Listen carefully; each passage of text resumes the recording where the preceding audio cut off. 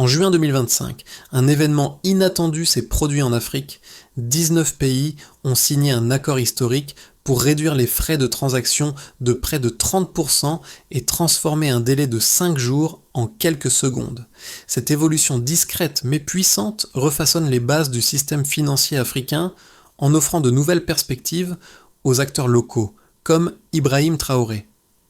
Mais ce changement technique pourrait-il réellement modifier les rapports de pouvoir économique en Afrique ?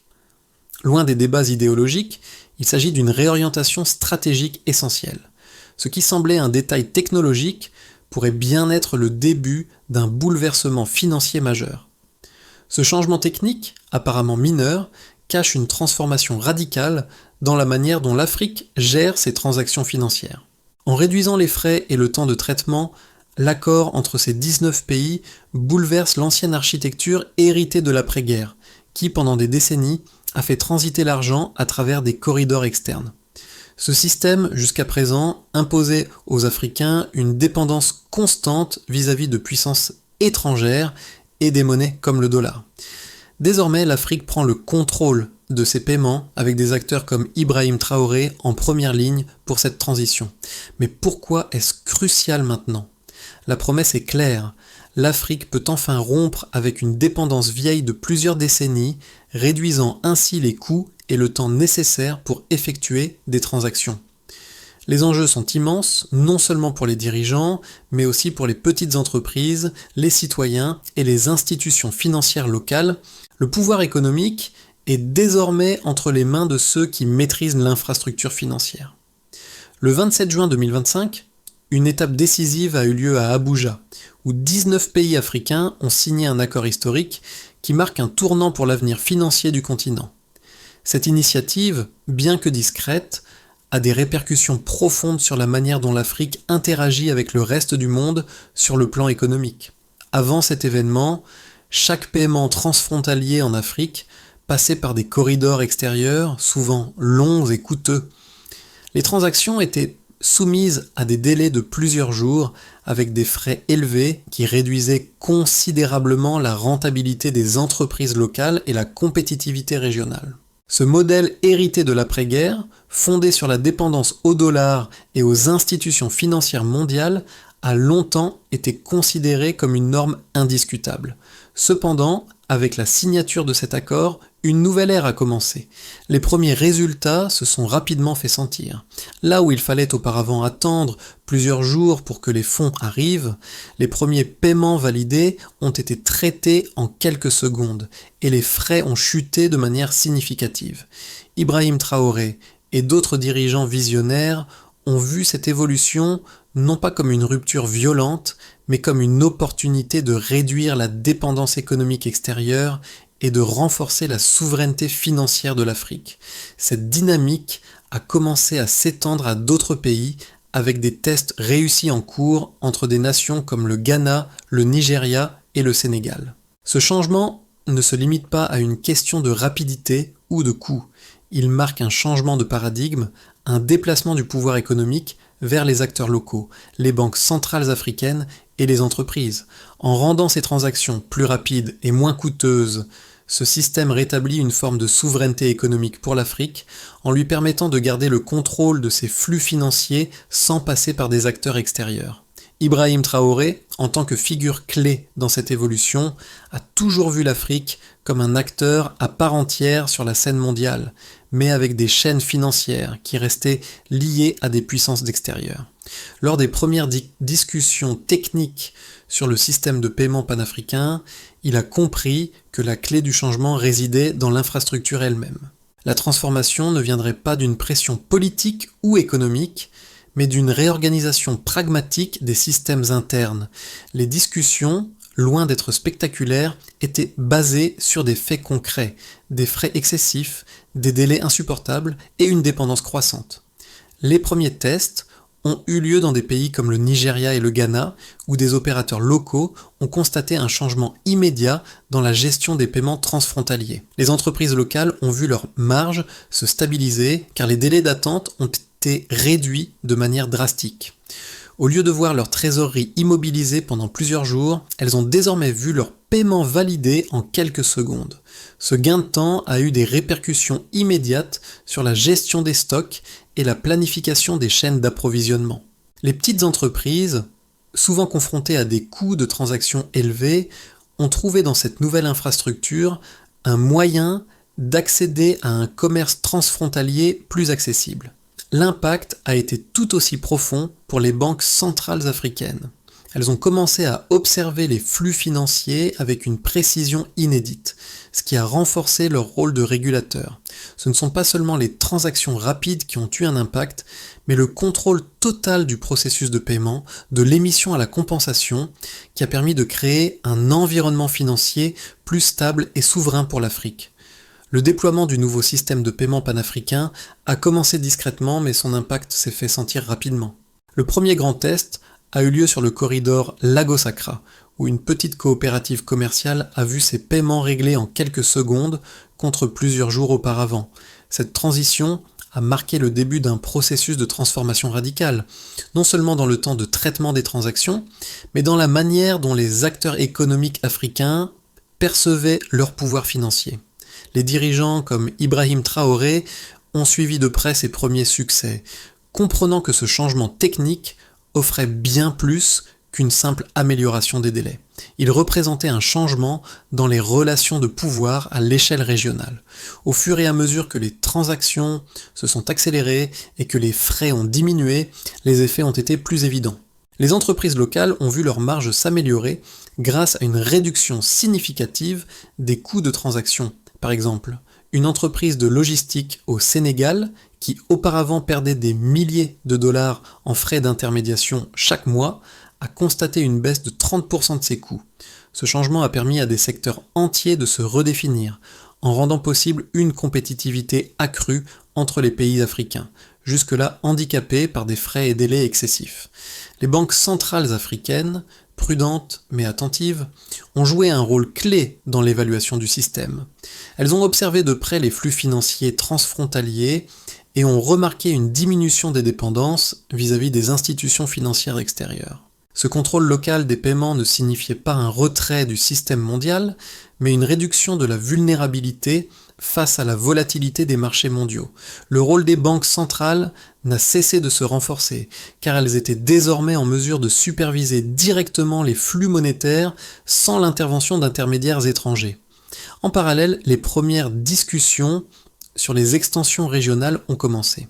Si les corridors Lagos-Accra et Accra-Abidjan avaient réussi à démontrer la faisabilité du système, il fallait maintenant tester son efficacité à plus grande échelle. Les négociations ont commencé pour étendre le système aux autres grandes économies africaines comme le Kenya, l'Afrique du Sud et l'Égypte. Les premiers résultats de ces discussions ont montré que l'infrastructure pouvait être adaptée à différents types de marchés, même ceux plus complexes, comme ceux de l'Afrique de l'Est et du Nord. L'idée de créer un véritable marché financier panafricain semblait de plus en plus réalisable. Le 27 juin 2025, les dirigeants africains, dont Ibrahim Traoré, ont signé un document historique à Abuja annonçant la mise en place officielle de ce réseau de paiement panafricain. L'événement, bien que discret, a marqué un tournant dans la stratégie économique de l'Afrique. Ce n'était pas seulement un accord sur les paiements, c'était une affirmation de souveraineté. En réduisant leur dépendance aux acteurs financiers extérieurs, les pays africains ont prouvé qu'ils pouvaient contrôler leur destin économique. Les preuves concrètes de l'impact de ce changement ont commencé à émerger rapidement après le lancement du système de paiement panafricain. La réduction des coûts et des délais n'était pas simplement théorique, elle était mesurée et quantifiée à travers plusieurs indicateurs clés. L'un des plus frappants a été la réduction des frais de transaction. Avant l'introduction de ce système, un paiement transfrontalier en Afrique pouvait coûter jusqu'à 30% en commission, conversion de devises et frais d'intermédiation. En 2025, avec l'implémentation du réseau panafricain, certains corridors ont vu ces coûts chuter à moins de 3%.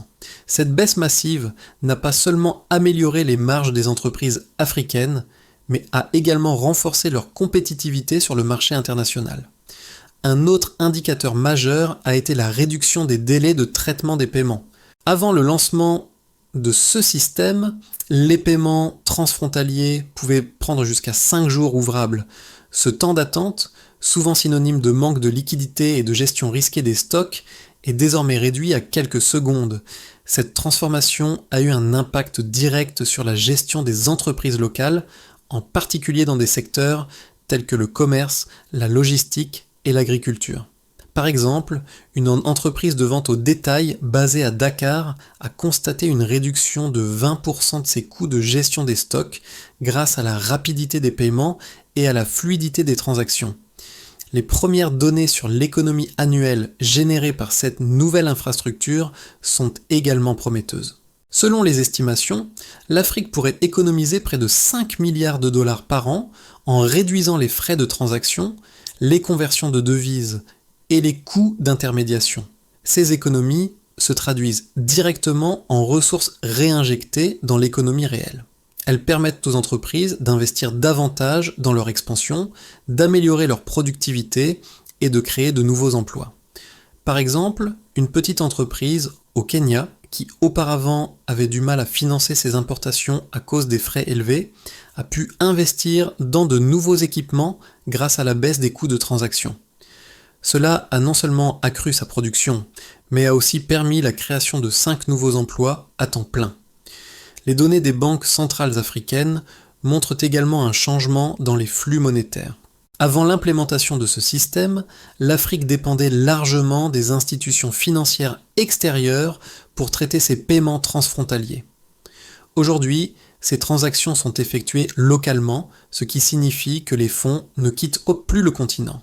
Cette nouvelle réalité permet une meilleure gestion des réserves de change et une plus grande autonomie pour les banques centrales, qui peuvent désormais surveiller de près les flux monétaires internes. Selon les rapports des banques centrales, la liquidité disponible pour les prêts interbancaires a augmenté de 15% en moyenne depuis le déploiement du système. En termes de volume, les premiers mois suivant l'implémentation ont montré une adoption rapide du système. Dans les corridors les plus populaires, comme Lagos Accra et Abidjan-Dakar, les volumes mensuels de paiement ont augmenté de 25% par rapport à l'année précédente. Ce taux d'adoption élevé démontre l'efficacité du système, ainsi que la volonté des acteurs économiques africains de s'engager dans un modèle financier plus autonome et plus rapide.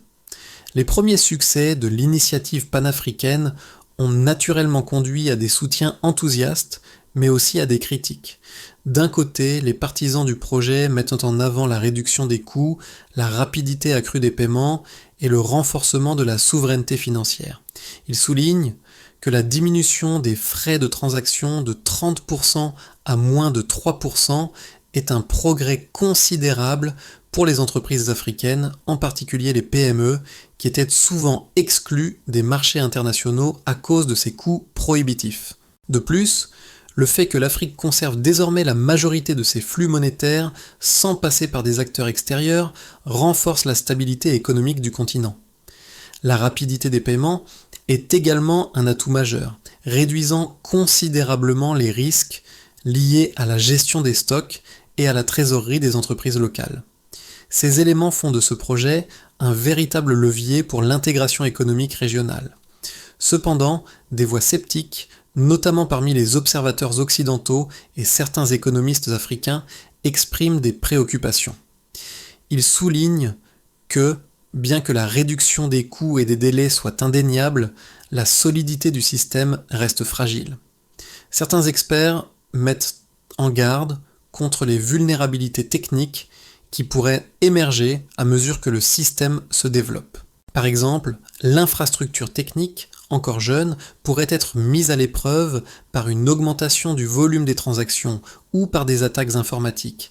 La dépendance croissante à des technologies locales pourrait également exposer le système à des risques liés à la cybersécurité, une préoccupation particulièrement pertinente dans des régions où les réseaux sont parfois instables. Un autre point soulevé par les critiques est la question de l'équité. Si la transition vers un système plus rapide et moins coûteux est indéniablement bénéfique pour les grandes entreprises, les petites structures peuvent être laissées pour compte. Les coûts de mise en place des nouvelles technologies et la formation nécessaire pour comprendre et utiliser ces systèmes peuvent encore constituer un obstacle pour les plus petites entreprises, notamment celles situées dans des zones rurales. Ces obstacles à l'adoption généralisée pourraient limiter les effets positifs du système en excluant une partie de la population économique africaine des avantages de la transition numérique. Enfin, certains experts soulignent que la réduction de la dépendance extérieure, bien qu'importante, pourrait aussi avoir des conséquences géopolitiques imprévues. Si ce système réussit à attirer des flux monétaires considérables à l'intérieur du continent, il pourrait diminuer l'influence financière traditionnelle exercée par des puissances extérieures comme les États-Unis, la Chine ou l'Union européenne. Ce changement de dynamique pourrait être perçu comme une menace par certains acteurs mondiaux, entraînant des pressions diplomatiques ou économiques pour rétablir un certain contrôle sur les finances africaines. Le 27 juin 2025 a marqué un tournant crucial dans le paysage financier africain. Ce jour-là, l'accord entre 19 pays africains pour un réseau de paiement transfrontalier panafricain a été signé.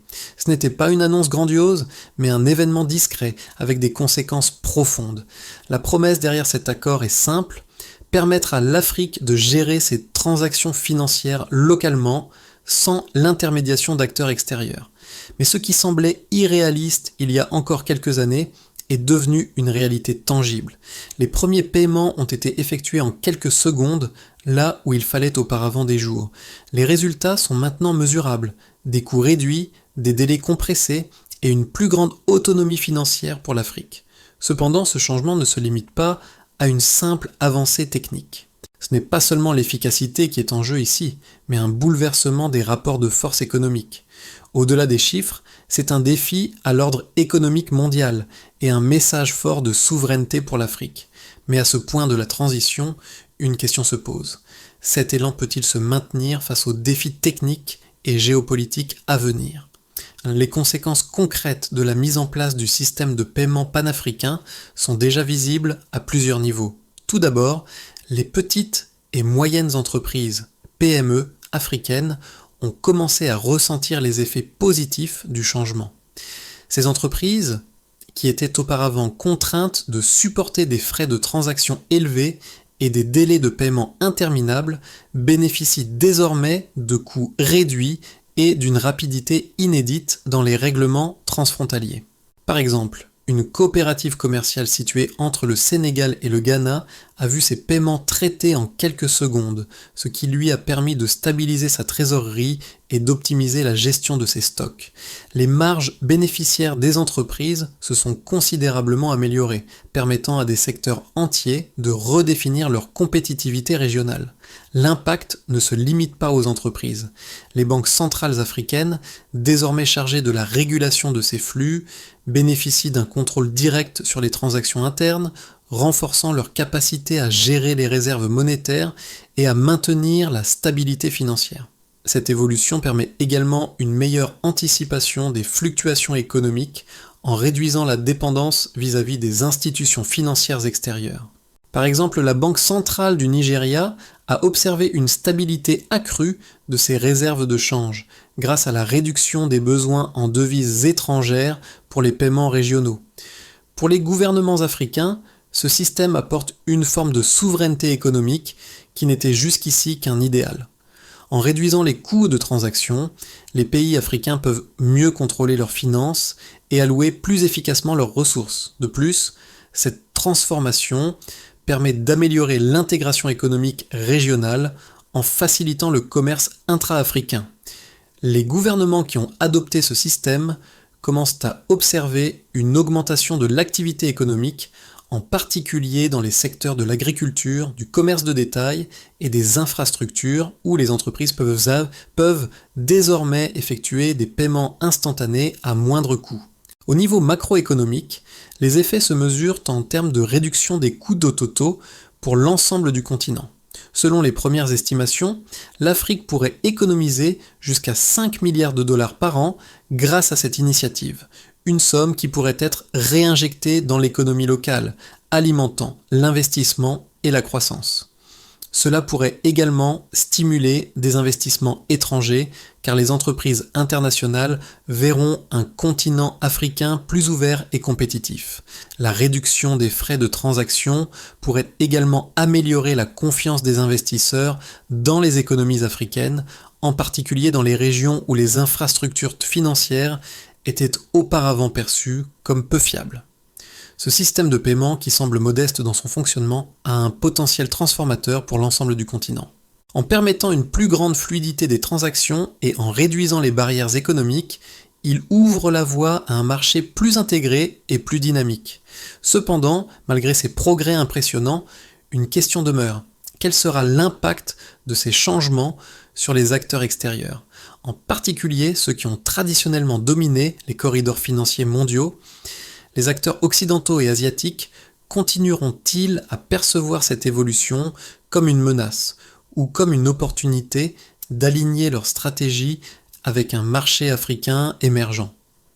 Dans les 6 à 12 mois à venir, plusieurs scénarios pourraient se concrétiser pour le système de paiement panafricain, chacun influencé par des facteurs externes et internes. D'abord, on peut envisager une consolidation progressive.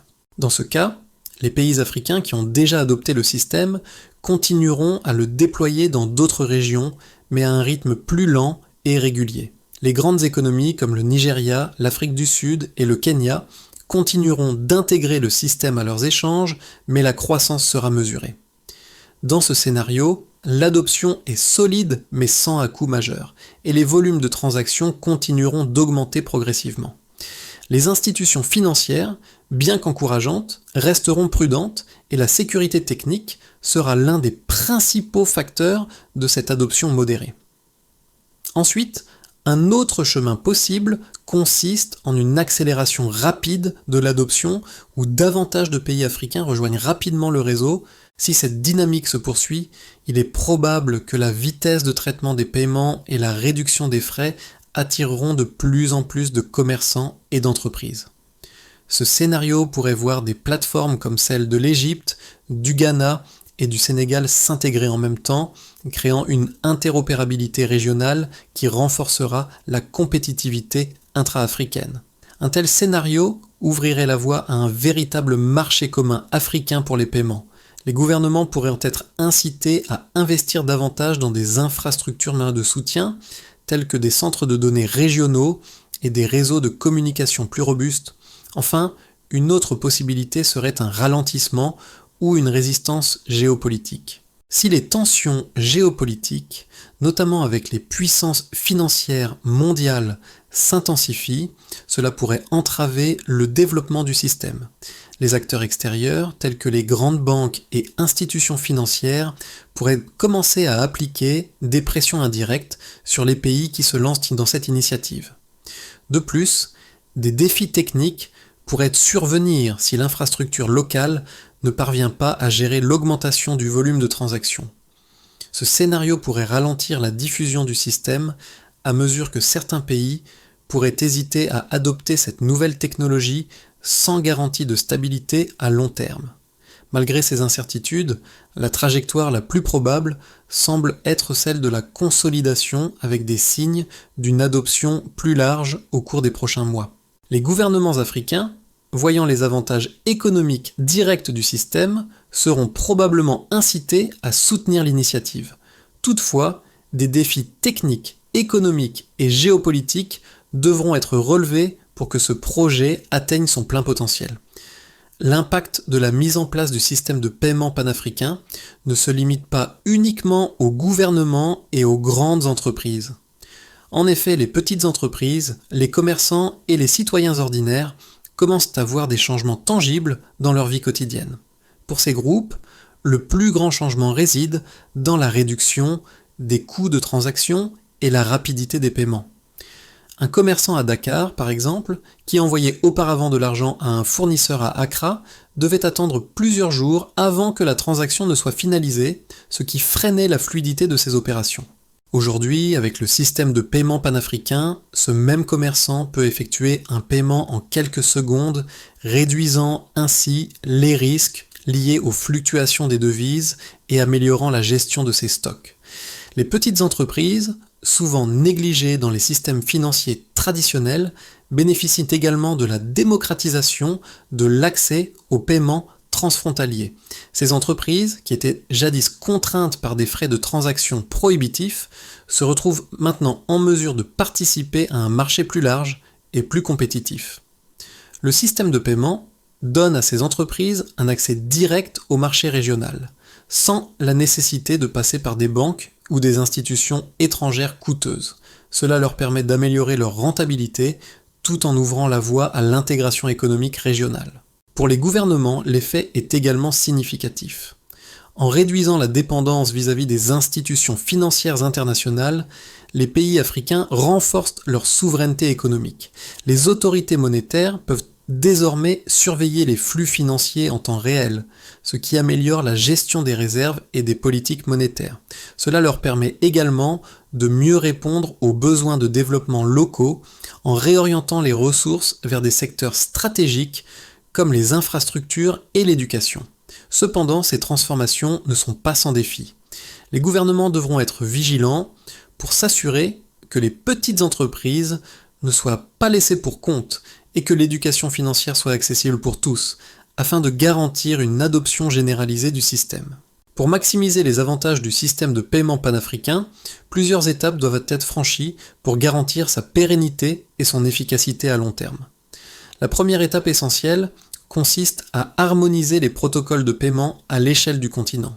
Les banques centrales africaines doivent collaborer pour établir des normes communes afin d'assurer l'interopérabilité entre les différents pays et de faciliter l'adoption du système par les acteurs économiques locaux.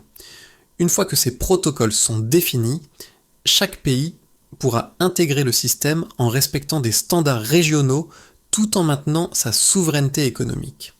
La deuxième étape cruciale est de renforcer la cybersécurité et la résilience technique. Le système de paiement panafricain repose sur des infrastructures numériques complexes, ce qui nécessite une protection contre les cyberattaques et les incidents techniques. Les gouvernements et les institutions financières doivent investir dans des systèmes de sécurité robustes et mettre en place des protocoles de continuité des services pour garantir la stabilité du système, même en cas de perturbation. Ce volet est particulièrement crucial à mesure que l'adoption du système s'élargit, car une faille technique pourrait affecter la confiance dans le réseau et ralentir son déploiement. Ensuite, une adoption progressive par les entreprises et les commerçants locaux est essentielle. Les acteurs économiques doivent être sensibilisés et formés à l'utilisation du nouveau système afin de surmonter les barrières liées à l'éducation numérique et à l'infrastructure technologique.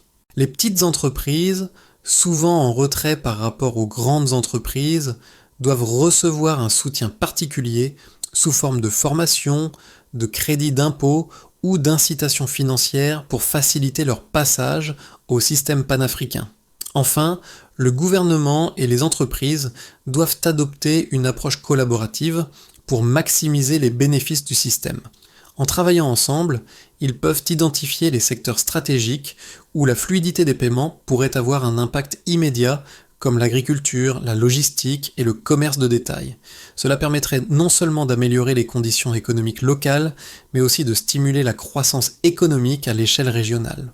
Au fur et à mesure que ce système de paiement panafricain s'étend et se consolide, il devient plus qu'une simple infrastructure technique.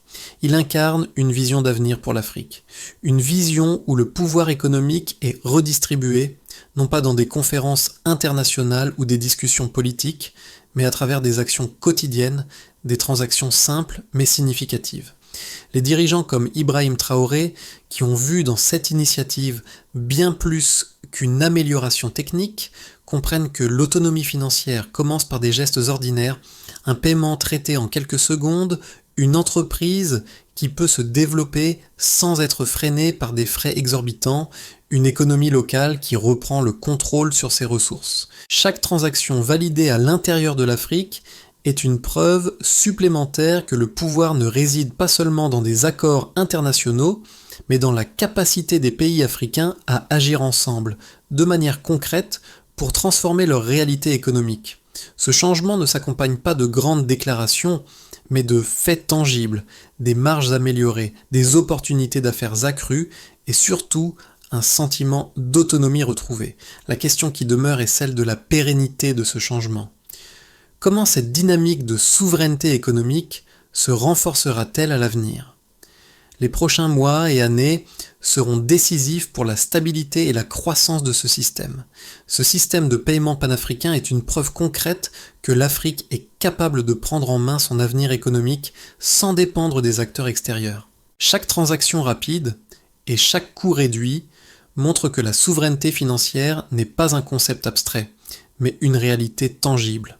Ce changement, silencieux mais profond, est une invitation à repenser la place de l'Afrique dans le monde économique. Si vous êtes un acteur économique, un commerçant ou simplement un citoyen intéressé par l'avenir de votre région, il est temps de réfléchir à la manière dont ce système peut transformer vos pratiques d'hostilité quotidienne. L'Afrique n'a pas besoin d'attendre des années pour changer sa trajectoire économique. Grâce à cette infrastructure, le pouvoir économique se redistribue chaque jour, transaction après transaction. Quelles opportunités cela ouvre-t-il pour vous ? Que pouvez-vous faire pour faire partie de cette révolution économique ? L'avenir commence aujourd'hui et il est à portée de main.